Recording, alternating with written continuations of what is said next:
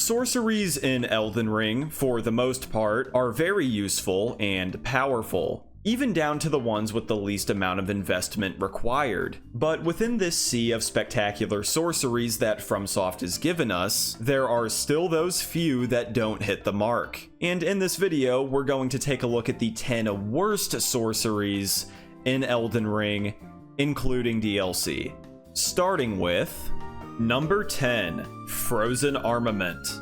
With how many powerful weapon buffs there are in Elden Ring, there was bound to be one that ended up being useless, and sadly, it's Frozen Armament. This weapon buff has everything stacked against it. It lasts for 60 seconds and adds 63 frostbite buildup to your weapon, and that's it. You don't get any additional magic damage, no scaling to make the buildup stronger, making this outclassed by things like, oh, I don't know, cold affinity. Seriously, what is the point of this when you can use something like Chilling Mist, a useful Ash of War that gives you a better weapon buff than Frozen Armament? If you just want buildup for some reason, you can use Freezing Grease and not waste a spell slot. Unironically, using this sorcery when you have other options is like ordering the most complicated burger on the menu just to ask for meat and cheese only. My brother in Christ, give me one good reason. Does that even make sense? I don't know. Frozen Armament is pointless, lackluster, it just sucks. If you want to use it for yourself, you get it from a teardrop scarab behind Caria Manor, though it's not worth it in the slightest. Number 9, Starlight. It's a blue light. That's it. A blue light over your head. Now, let me tell you, I almost put this at number 8, but guys, in patch 1.07, the FP cost was reduced and the duration of the sorcery was tripled. I know guys, absolutely insane. Let's hear it one time for the Starlight buffs no one cared about. Starlight of course has its purpose, but there are other ways to light up an area, like with a torch or a lantern, and it's not going to be an annoyance in your spell rotation. To me, it flat out makes the game uglier. Not much else I can say. I guess another negative is that you actually have to pay 6,000 runes to Thops to get this spell. Unless you have no other light source, and you don't know how to turn your brightness up, or maybe you really like the color blue, Starlight is a waste of space. Number 8, Founding Rain of Stars. Easily the most visually appealing sorcery on this list, Founding Rain of Stars also happens to be one wide galactic cloud of disappointment. When you cast it, a cloud of stars forms above you, releasing a downpour of blue stars. I remember seeing this spell for the first time and thinking, oh, this is gonna be good. It's not. It's not a good spell. Frankly, it sucks, and it makes me sad.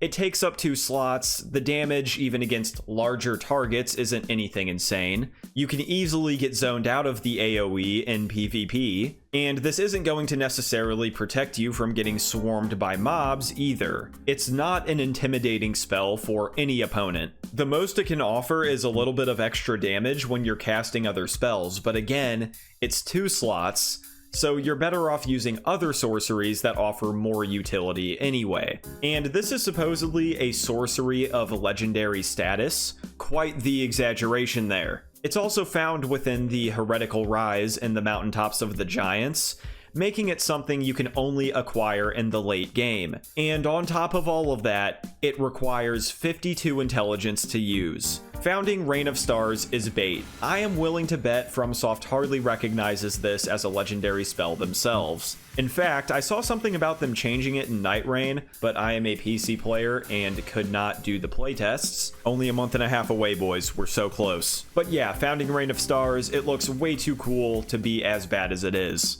Number 7, Eternal Darkness. How I wish this spell actually did its job correctly. Eternal Darkness is meant to suck up any spell that gets close to it for 10 seconds, which it sort of does. However, it doesn't work against a lot of spells from enemies and bosses in PvE. Sure, it can soak up spells in PvP, but if it manages to attract a projectile from a spell, it can be put into orbit, wrap around, and still hit you anyway. Perhaps for a few seconds you can enjoy having a solar system above your head, but that's not going to help the consistency issues this sorcery has. 35 intelligence is also a decent investment. Something like the Erdtree Great Shield does the same thing, but is way more consistent, versatile, and reliable for less investment. And if you're investing in a spell counter, you are probably using melee weapons, which a Great Shield is going to be much better anyway. Even on a pure intelligence caster build, you're better off oppressing enemies with spells that actually deal damage and provide steady utility. It never feels good getting countered by your own counter. Eternal Darkness is more of a PvP spell that isn't even all that in PvP. Maybe use it against Renala. That could be a good time in PvE to use it. Other than that, don't waste your time casting it. Number 6, Briars of Punishment. Shooting out a tracking trail of blood thorns to chase down enemies and inflict bleed buildup sure sounds nice on paper, but Briars of Punishment is incredibly mid. First off, it only works well against unsuspecting enemies.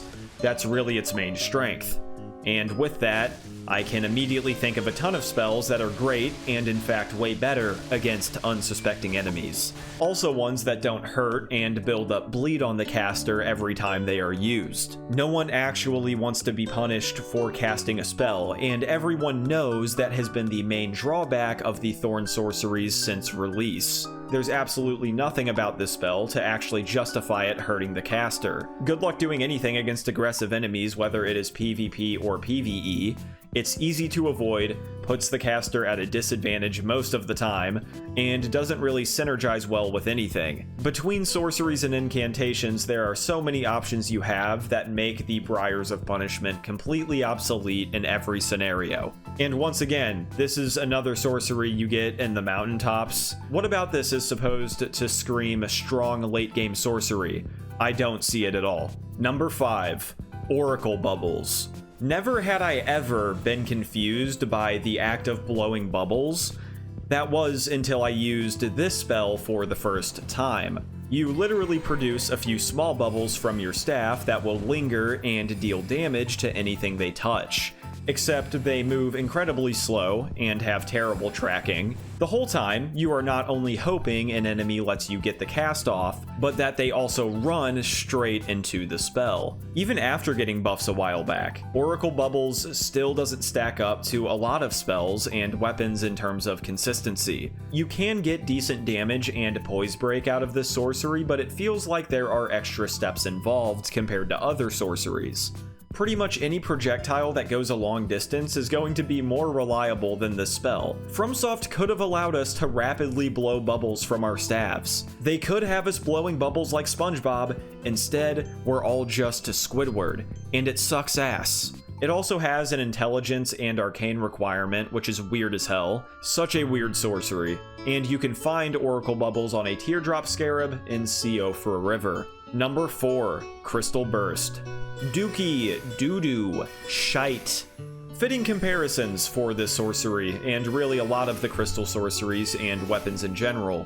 They are not impressive, and in Crystal Burst's case, I mean, it's so weak in every way. For what is supposed to be a low-level shotgun spell, you really get a terrible shotgun. Poor damage, bad range, poise damage sucks. If one of you were to comment right now and say this is the worst spell in the game, I would not blame you for holding that opinion. Now, if this spell was actually strong and reliable, I think it would be kind of a problem. It requires 18 intelligence and only takes up 1 slot, so just imagine if this had a tighter spread and actually did damage. It would be nuts. With how it currently is though, there's zero reason to use it unless you want to meme and make your opponents laugh. The Demi-Human Queen boss in the Demi-Human Forest Ruins is the enemy that drops it, so you can get it very early on, but don't feel like you're missing out on it if you skip it. Number 3, Tibia Summons. Oh, the death sorceries, man, how they were done so dirty. And goddamn did Tibia Summons get the worst of it. I want to use and love this sorcery, but it's impossible. When you cast Tibia Summons, 3 skeletons with swords appear around your target, then swing down one right after the other. Looks really awesome and sounds nice, but in practice, this is one of the jankiest spells in the game.